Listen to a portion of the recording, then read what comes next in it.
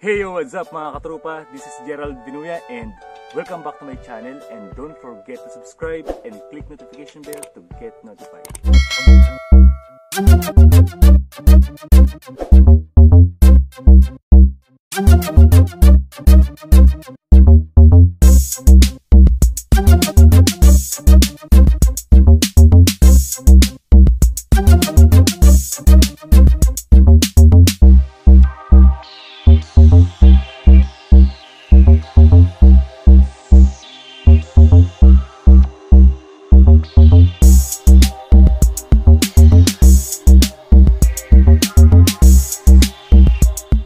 Today's vlog mga katrupa, no? Bale, sasagutin natin yung mga tanong ng mga katrupa natin na hindi ko po nasasagot last 2 weeks.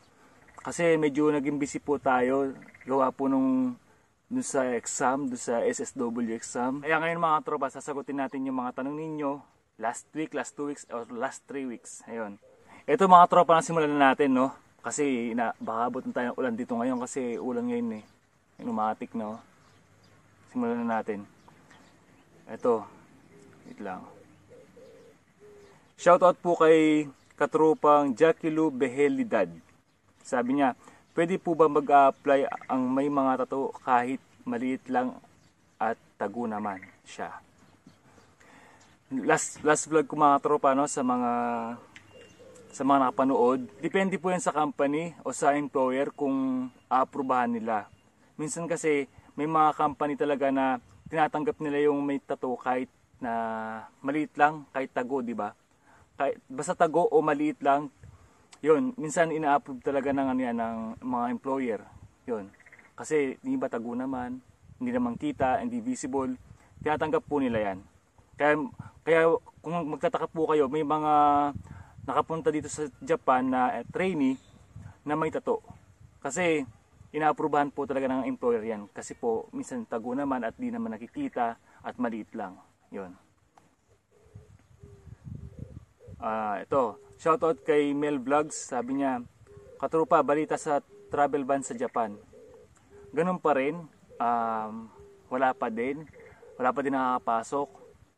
Pero may balita naman dito sa amin sa company na magkakaroon na po kami ng vaccine para po sa virus. Yun, sana pag na-vaccine na lahat, sana magtuloy-tuloy na, no? At sana makapunta na kayo dito sa Japan. Sabi ni Pau Picab, sabi niya, congrats katrupa, may mga nabaltaan ka ba dyan na bagong trainee? Kasi waiting ako sa agency ko. Sa ngayon wala pa talaga.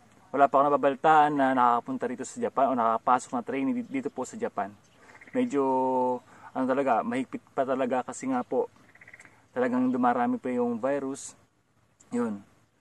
Pero sabi ko nga po, mayroon na pong vaccine sa company po namin. Hindi ko alam kung kailan, pero binigyan na kami ng letter ng company na mayroon na pong vaccine. Yun. Sabi ni... Sino ba to? Wait lang. Ito, sabi ni Melmer Balbuena. Shoutout sa iyo, katropano. Sabi niya, may pag-asa pa po ba mag-apply sa Japan ang may tattoo? Pareho lang pala. Pero sabi niya dito, may tattoo po sa liig. Salamat po sa sagot. God bless po. Sa liig, visible. Palagay ko, medyo malabo. Kasi kita eh. Sa liig, di ba? Pero sabi ko nga, depende yan sa employer. Pero dapat tago. Pero tagilid tayo dyan. Kasi nasa liig, no? Medyo tagilid tayo dyan. Yun. Sabi ni Ladies Choice, nagpalit po ba kayo ng category? Hindi po, hindi kami nagpalit ng category. Kasi okay naman po ako dun sa category ko ngayon, o yung trabaho ko ngayon, sa food processing, no? Okay naman ako. Wala naman ako naging problema, hindi mahirap ang trabaho ko. Nakakaantok ko nga minsan, o madalas pala, nakakaantok. Okay lang din. Yun. Eto, shoutout kay May Reyes. Sabi niya, about dun sa 7 bank na ginagamit ko dito, no, sa bank namin. Sabi niya, kuya, paano po ilagay yung receiver? Kasi name ko pa din nalabas. Huhu. Kasi dito sa 7 bank, mga katropa, no, pag nag-register ka ng beneficiaries mo, nakalagay naman doon, receiver, sender, di ba? Paano? Wait lang. Paano magiging ano, sender is yung sender. Sender is yung, wait lang.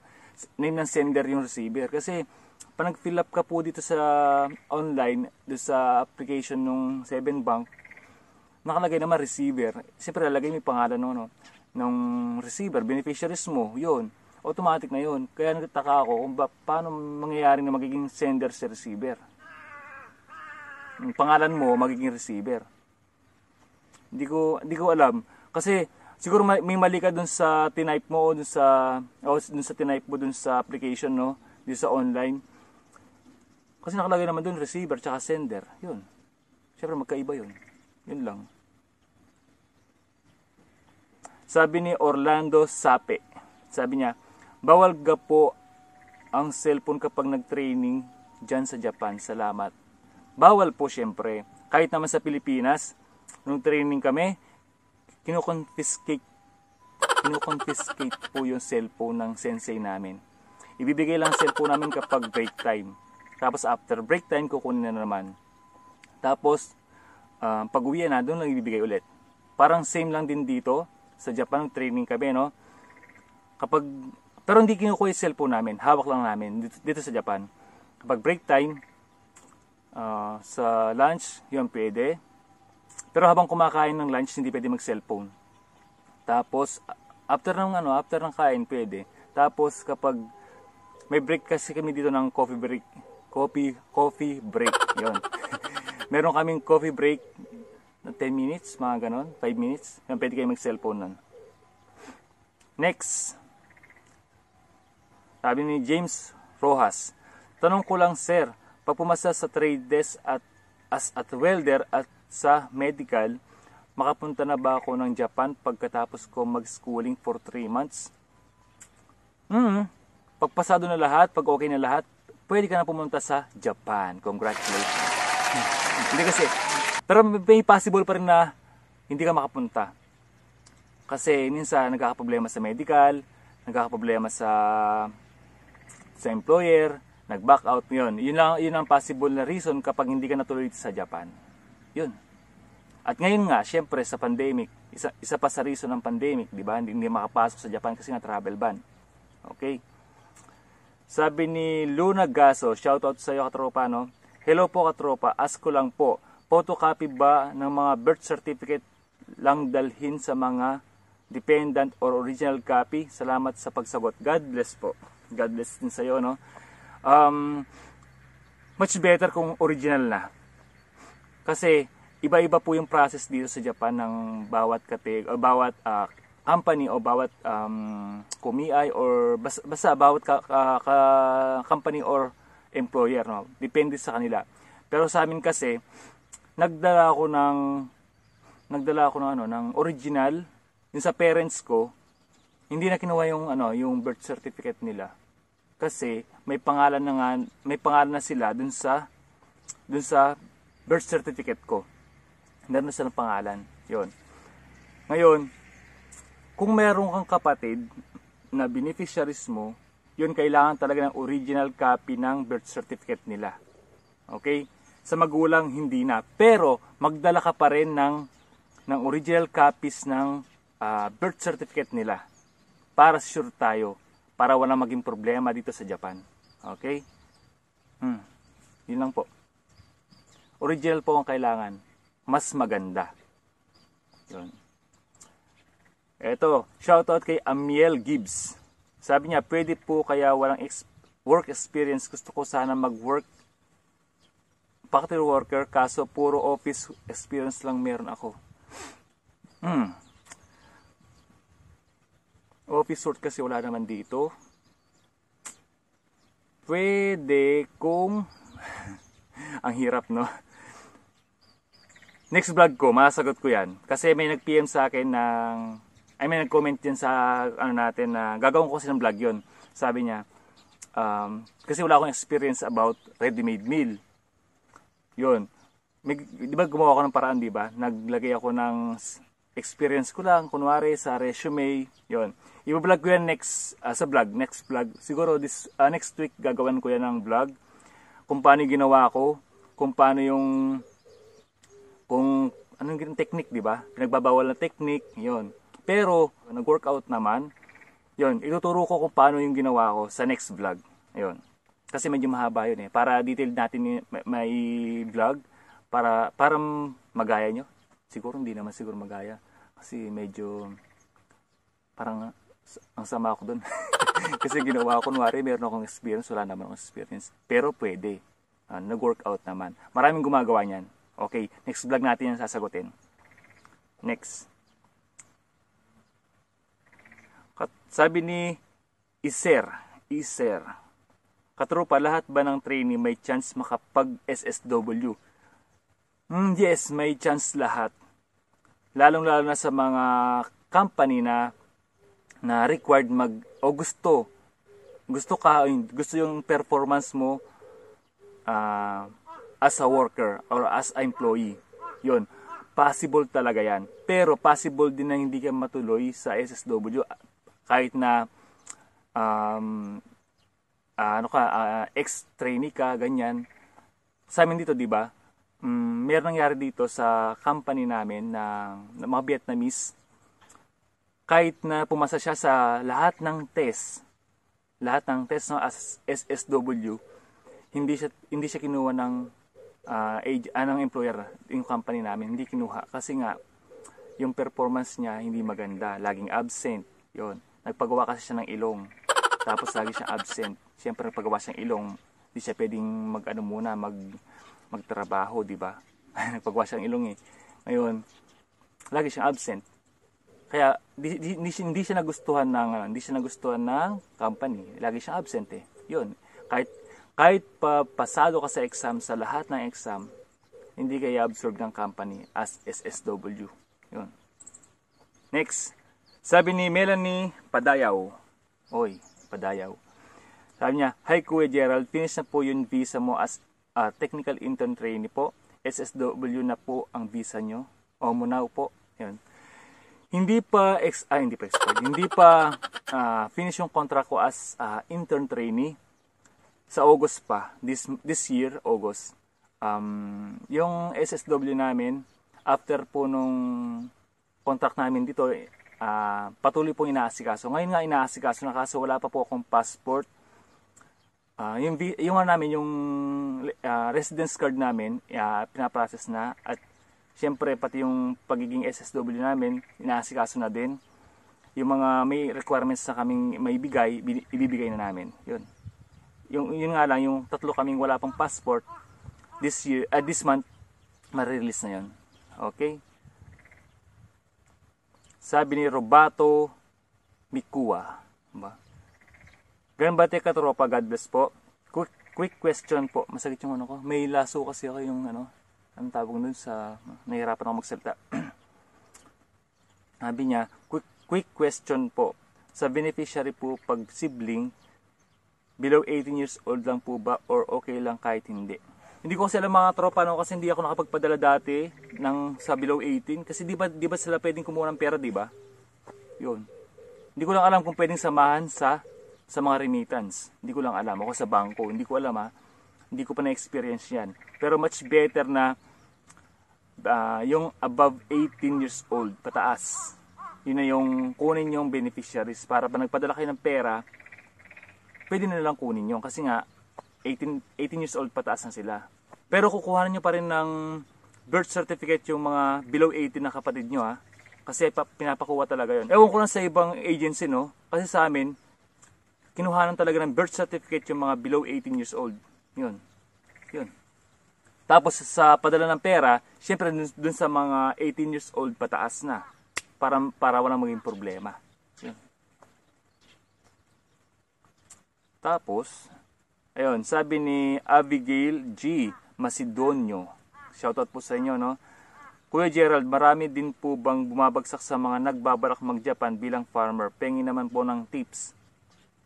Kung marami na bumabagsak syempre, Lalo na kapag hindi ka naman fit dun sa category na yon as a farmer. Yun. Bumabagsak, hindi ko alam paano bumabagsak. Pag nag-apply ka, possible bumagsak ka kasi kung hindi ka naman fit dun sa category na yon. Kung bumabagsak naman sa exam, sa agency, depende naman yun sa'yo kasi hindi naman related yung exam doon sa as a farmer, hindi naman siya related doon. Tapos, bumabagsak, kadami kasi pwedeng sabihin sa bumabagsak ng katropa, no? Yun, kung fit ka naman doon sa category na yun, bakit hindi, di ba? Yun, kasi pag sa interview naman, nasa pag-i-interview naman yan eh. Kung sa pagsagot mo sa interview, kung ayos ka mag-deliver ng sagot mo, kung kaya mo talaga siya panindigan na farmer ka talaga, na kaya mo talaga magtrabaho sa farm, papasa ka. Yun. Marami kasing may experience sa farm na hindi naman kayang isagutin na maayos dun sa interview na bumabagsak. Pero meron naman na may konting alam sa farm pero na i-deliver niya ang sagot niya na maayos at talaga na-convince niya yung mga employer na talagang talagang farmer talaga siya. Yun, natatanggap yung mga ganon, di ba? Depende yun sa pagsagot mo talaga. Sa exam naman, hindi naman related yung exam dun sa farmer dun sa agency, iba naman eh. Tapos yun, ganoon lang. Hindi ko alam kung paano to kung saan bumabagsak, kung sa exam ba o sa interview ba. Yun. Basta sa interview galingan sa pagsagot. Yun. Ito, meron pa siyang isang tanong. Ito pa sabi niya, Kuya Gerald, ask lang po kung allowed po ba sa Japan yung may extra butas sa tenga at possible po ba na matutunan yung pagbabasa ng Nihongo sa loob ng 4 to 6 months. Okay, sa butas ng tenga, ako meron ako. Pero syempre sa interview, hindi ako gusto ng hikaw, no. Dalawa. Yun, okay naman. Di ba nandito naman ako sa Japan ngayon. Next, sabi pa niya, kung sa Nihongo, kung tama to? Kung matututunan ba daw yung pagbasa ng Nihongo within 4 to 6 months? Oo naman. Kung magbasa lang, madali lang talaga. Kung magbasa lang okay. Basta aralin mo yung katakana, hiragana, yon. Una mong aralin yung hiragana. Yon. Yung hiragana po kasi, yun yung ginagamit sa pagbabasa talaga dito sa Japan. Yung katakana kasi, yun yung mga foreign names, yung mga ganyan, yung mga words lang, yung mga English lang talaga. Madalang ginagamit po ang katakana. Lagi pong ginagamit si hiragana. Kaya aralin niyo yung hiragana. Pag naaral niyo yun, makakapagbasa na po kayo ng yung Nihongo. Makakapagbasa na po kayo. Yun. Next, shoutout po kay Jay Tornos. Sir, kasuggest nyo po, first timer po mag-abroad. Ano suggest? Sir, isuggest nyo for first timer po mag-abroad? Suggest ko lang katropa para kay Jay Tornos, dapat buo ang loob mo. Kasi pag hindi buo ang loob mo mag-apply ng trabaho dito sa Japan o abroad, kahit saan man bansa yan, wala.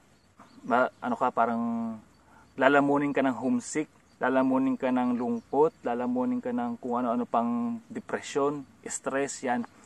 Kaya dapat buo ang loob mo muna bago ka mag-apply sa abroad. Hindi lang sa Japan, kahit saang bansa ka mag-apply, dapat buo po ang loob nyo. Yun. Tsaka dapat desidido ka talaga mag-apply. Hindi kasi marami ako nakakasama na sa Taiwan dati na homesick, umuwi. Sayang lang ang perang ginastos, di ba? Yun. Dapat buo ang loob. First timer, dapat yun talaga. Tsaka dapat may passport ka na. Okay. Sabi ni Priox. Yan, shoutout sa katropa, no? Permanent na kayo dyan, katropa? Hindi pa kami permanent. Trainee pa din kami dito. Next is yung specified skilled worker. Yon. Sabi nila, after daw SSW 1, meron pang 2, SSW2. Ewan ko lang kung sure Tapos after nun, next nun, pwede ng working visa. Yun. Ewan ko kung totoo, hindi ko pa alam. Basta yun ang balita. Yun. Ito, walang pangalan. Sabi niya, Sir, anong magandang agency dito sa Pilipinas going Japan po? Ay, lalayo pa ba tayo? Siyempre, Prudential Employment Agency. Yun, dun ako galing. At yun po ang alam ko talagang legit na, siyempre, dun ako nakaalis. Sila nagpaalis sa akin, no? Yun masabi ko. Kasi, hindi ko naman pwedeng suggest yung iba na agency na hindi ko naman pinagdaanan, o di naman doon ako umalis, hindi doon ako nag-process, no? 'Di ba? At least ito sasabihin ko, Prudential Employment Agency, talagang legit talaga siya kasi doon po ako galing at nandito po ako sa Japan ngayon. At marami sila napapalis na mga trainee. 'Yun. Shoutout kay Roy Angel Vlog. Yan, nag-vlog siya. Idol, pwede na ba direct renew dyan? Or kailangan yung appointment? Renew ng passport siguro. Siguro sa renew ng passport, no? Renew ng passport to. Hindi, kasi kami, nag-appointment po kami. Kumuha po kami ng appointment o schedule. Tagal nga eh. Last November 2020 kami nag-online, no? Nakuha namin July. Buti, nag-email kami sa embassy, no? Sa Philippine Embassy dito sa Japan, kung pwedeng agahan, kung mayroong magang slot. So, binigyan kami ng June. Yung June 4 nga, di ba? Yung sa last vlog ko. Yun. Dapat July 7 yata kami, July 8. Pero dahil nga nag-email po kami sa embassy, nabigyan po kami ng mas maaga. 1 month po yung mas maaga dun sa original na appointment namin. So, nung June 4 po yun. Yun. Hindi pa pwede. Pero nung nasa embassy kami, yung sa pinakaharap, sabi niya, through text po ba? Through text po ba yung yung appointment nyo? Tinext po ba kayo? Mga ganun. Ewan ko, para saan yun? Basta sabihin, online kami. Pero hindi pa pwedeng direct kasi may pangalan doon, may listahan sa may mga appointment. Kaya hindi pwede yung walang appointment talaga. Kasi tatanong ka kung anong pangalan mo, tapos titingnan sa papel kung nandun yung pangalan mo. Yun. Next. Ito. Sabi ni Rose Ann Tarok. Ayan, sabi niya, hello po kuya, tanong ko lang po para ano po yung local civil registry at saan po makukuha yon? Para sa may asawa ba yon or hindi ba? Yung sa ano po yun, sa yung local birth certificate niyo po yun, yung sa makuha po yun sa City Hall nyo lang po makukuha yon at hindi po yun para sa may asawa, wala po. Ay, sakit ng lasa. Hindi po yun para sa may asawa, no?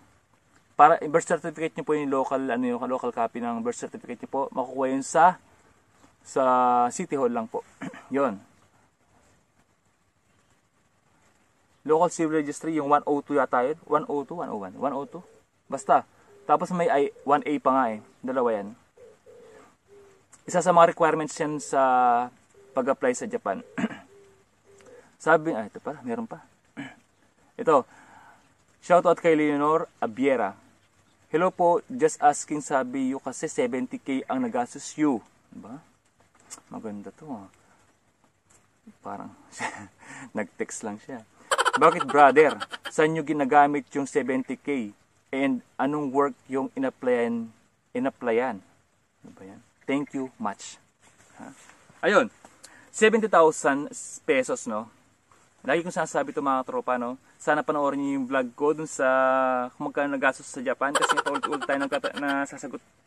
Ilang beses ko sinasagot to sa mga katropa natin nagtatanong, no? Ayun, yung 70k mga katropa, ulitin ko na naman, no? 70,000 pesos para dun sa personal po na kailangan. Okay, una, yung dorm, 4 months po yun. 4 months is 12,000, di ba? Tapos yung mga requirements, hindi ko na alam kung magkano yun kasi marami. Lalo na yung sending company, mahal po yan. Medical mo, paulit-ulit ng medical yan. Yung P1, P2 monitoring. Yung P3, libre na yon ng company. Pero, sabi ko nga, bumagsak ako sa P3. Ewan ko ba ba't bumagsak ako doon. Di ba? Last na, P3. Tapos, na-stress na naman ako dito. Naalala ko na naman. Yung P3 na yon, kung kailan na P3 na, saka pa ako nagkaroon ng tama at sa baga, di ba? Ngayon, second opinion pa ako. Shoulder ko na pibayad na yon. Nasa 3,000 yata yun, o kulang 3,500 yata, 2,500 2,000 mahigit. Basta, ganon. Yun, di ba? Sabi ko nga, depende sa medical din. Kung gaano karami yung mga gastos mo. Kung babalik-balik ka sa medical, mas marami ka magagastos. Okay? Tapos yung gamit mo bago ka mag-aral. Yung pag-schooling, marami pong gamit na bibili niyan. Sa experience ko sa akin lang po ito. Hindi ko po alam sa ibang agency kasi nababash po ako sa ibang mga tao basta na mga nagko-comment, no? Bakit daw 70,000 na gastos ko? Ala, sabi ko naman. Try nyo muna mag-apply. Sabi ko nga, depende sa employer yan. Depende po yun sa kung libre ng employer yung pag-aaral, no? Libre naman yung pag-aaral namin. Kaso siyempre yung mga gastos, sa personal na gastos, kakain ka sa 4 months na pag-training mo, kakain ka ng umaga, tanghali, gabi, yun. Merienda mo pa kung magmimerienda ka. Minsan wala nang merienda kasi titipid ka. Yun. Lahat ng gastos na personal mo, sa'yo talaga yun. Yun. Lahat. 4 months po yun. Uwi ka pa sa probinsya mo, lahat na yun. 70,000 po na gastos ko. Pati yung parang pag-alis namin sa Pilipinas, yung dadalhin namin sa Japan, di ba? Marami po akong binili. Hindi lang po konti yung dinala ko. Kinumpleto ko talaga yung gamit ko na dadalhin po sa Japan. Yun. Kasi ayoko yung pagdating dito kulang ako sa gamit. Lalo na po sa gamot.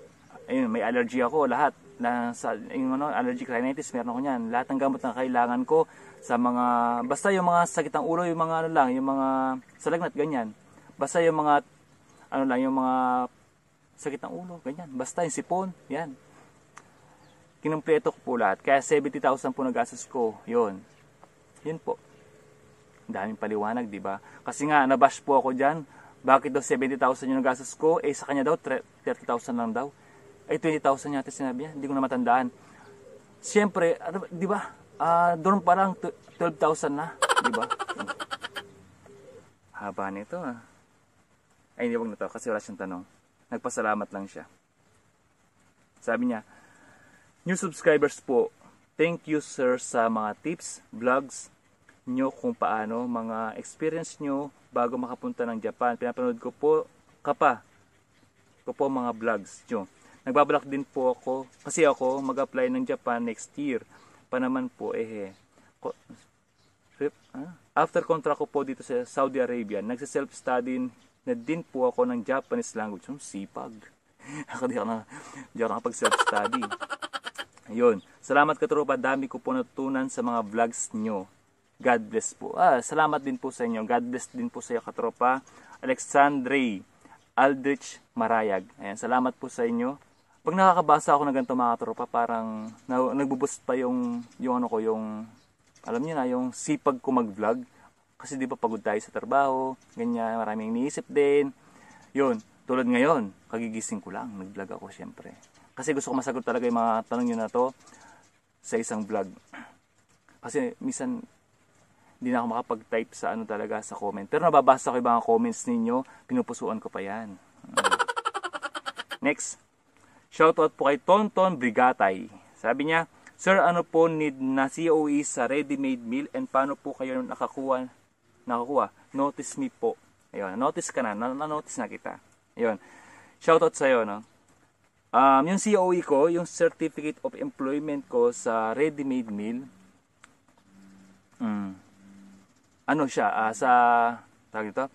sa food processing din siya, pagawaan ng siomai, longganisa, hotdog, tocino, yon. Pero hindi kasama sa ready-made meal yung longganisa, tocino. Hindi daw siya kasama. Pero yung siomai, yon, pwede siya. Kaya yun, nakapasok din ako dun sa category na yun. Yun. Tapos, paano ako nakakuha ng COE? Ayun, wait lang. Certificate of Employment. That time kasi, di ba gumawa ko ng packing experience about dun sa ready-made meal. Yun. Sabi ko, nagtatrabaho pa ako dun sa company na yon, kaya hindi ako makakuha ng certificate. Just in case na kailangan nyo, makapag-prepare naman ako. Yun ang sabi ko. Pero di na ako hiningan. Hanggang sa makapasa na ako, hindi ako nahihiningan ng COE. Pero baka sinasabi mo yung sending company. Yun, sending company, nagbayad lang ako. Yun. Okay, next. Shoutout kay Let Me Beautify You. Oh, tawag ito. Katropa din natin to. Sabi niya, di ba nandyan ka na sa Japan, need mo pa ng exam para sa SSW? Or para yan sa extension mo, galingan mo kuya. Kaya mo yan. Kala siya ng type. Pumasa na kami sa exam namin sa SSW. Yon. Salamat sa support nyo, no? Pero kailangan talaga namin mag-exam. Kasi, kailangan talaga, kahit ex-trainee na, kailangan pa din. Kahit nandito ako sa Japan, kailangan pa din. Ewan ko, ba't kailangan pa? Pero sabi nga, pag nakapasa ka dun sa actual skill test, wala problema. Pero pag bumagsak ka dun sa skill test, uulit ka. Hindi ko alam kung ano, pero ito mga tropa, chismis ko na sa inyo. Baka may makarinig eh. nung nagluto kami, yung skill test namin, siyempre, food processing kami, magluluto kami. Marami nagkamali. Yung time hindi tama. Yung pagsandok ng mga ingredients, yung mga seasonings, mali-mali. Tapos, yung iba, hindi natapos yung pagluluto, pinindot na yung time. Tapos yung iba, basta hindi pa natapos yung pagluluto, na yung timer. Pero pumasa kami lahat. Di ba? Hindi ko alam kung bakit. Ewan ko lang, no? Pero yun, pumasa kami lahat. Next. Shoutout kay Marcel Gape. Sabi niya, hi katrupa, solid fans niyo ako. Meron po bang pumapasok na mga bagong employee dyan sa Japan katrupa? Sana mapansin nyo ang tanong ko. Salamat, God bless you sa inyo. Wala pa po. Ayun, nakakalungkot.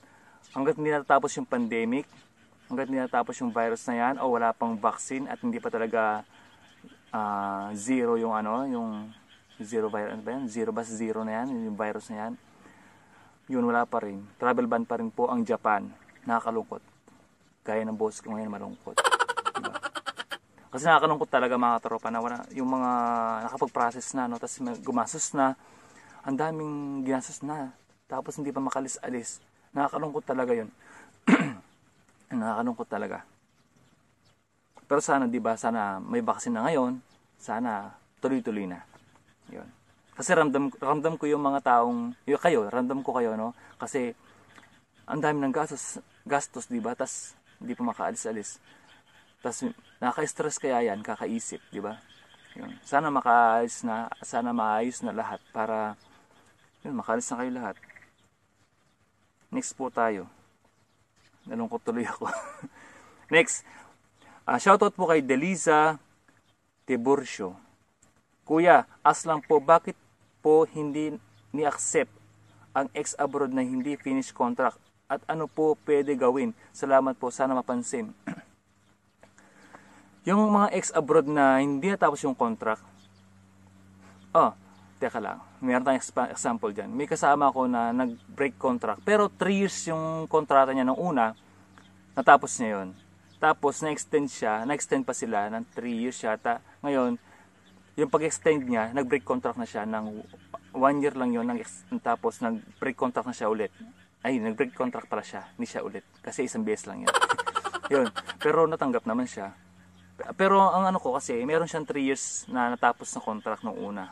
Then, yung another second contract niya, yun po yung nag-break contract siya, pero tinanggap naman. Ewan ko.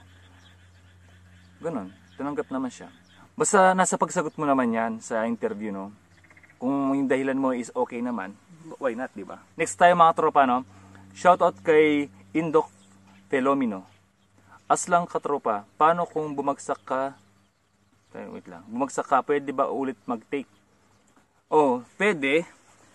Pag bumagsak ka dun dito sa exam dito, sa Japan, pag bumagsak ka ng isang beses, pwede bang isang beses pa? Pag bumagsak ka ulit, hindi ko na alam. Sabi, uwi daw. Pero hindi ako sure, no? Sabi, uwi daw. Yun. Hanggang 2 beses yun. Next tayo mga tropa, no? Shoutout kay Jalil Mamadra. Pa-shoutout ka tropa sa next vlog. Congrats po. Shoutout lang pala. Ay, shoutout sa'yo, katropa Jalil Mamadra. Yun. Shoutout sa'yo. Kala ko may tanong siya. Salamat sa support, ha. Next. Shoutout na rin natin to. Sabi niya, shoutout po sa next vlog. Ingat po. Shoutout kay Shelit Flores. Ayun, shoutout sa iyo katropa. Salamat sa pag-support niyo sa akin. And sa lahat, sa lagi niyong pag-support sa akin. Maraming salamat po sa inyo. Next. Wala na. Tapos na. Tapos na pala. Tapos na mga tropa. kaya pala shoutout ni nandito sa dulo eh. Tapos na pala eh. Ayun. Ay mga tropa, no, sana tawag doon. Sana sagot po yung mga katanungan ninyo. Usually na tanong talaga sa atin yung yung sa tato. Kamampangan eh. Tato. 'Yun. Tapos sa mga birth certificate. Yung birth certificate mga tropa not beyond year 2000 dapat. 'Yun. Tapos sa mga tato, kapag tago at maliit, inaaprubahan po ng mga employer 'yan. Pero hindi lahat ng employer nag-a-approve po na may tato. Pero merong nag-a-approve po niyan. Okay? Kapag visible dito sa kamay ganyan, paboran niyo na po. Kasi yung kasama ko sa schooling namin dati sa Pilipinas dito, pinaboran niya. Hindi ko alam kung pinlansya niya, sabi niya si pinlansya yata niya. Kasi nagusbong talaga siya yung balat niya ganun, gumanon talaga siya, parang keloid. Sabi niya pinlansya yata niya. Pero pag sa ganyan, paboran niyo na po. Sa mga paa, ewan ko lang kung sa paa kasi kita din dito eh. Kasi may medical naman eh. Hindi ko alam, basta sa mga visible at makikita talaga, bawal po talaga. Lalo pag malaki, paboran nyo na po. Pag maliit lang at tago, yan, inaprubahan po ng mga ibang employer po yan. Ayun. Ayun mga tropa, no? Sana may natutunan kayo sa vlog ko na to at mayroon nasagot na mga tanong. Ayun, pasensya na kayo mga tropa, no? Kasi hindi po ako makapagsagot o makapag-type sa lahat ng mga tanong. Mag-type doon sa comment sa mga lahat po ng tanong nyo sa akin kasi medyo busy po talaga. Ayun. Pasensya na po kayo. Ayun. Salamat sa suporta nyo sa akin and syempre hindi ko naman tatapos ng vlog na to hindi ko po sinasabi sa inyo to. Share to inspire, not to impress. Pray hard it works, stay humble and God bless po sa ating lahat. Bye bye.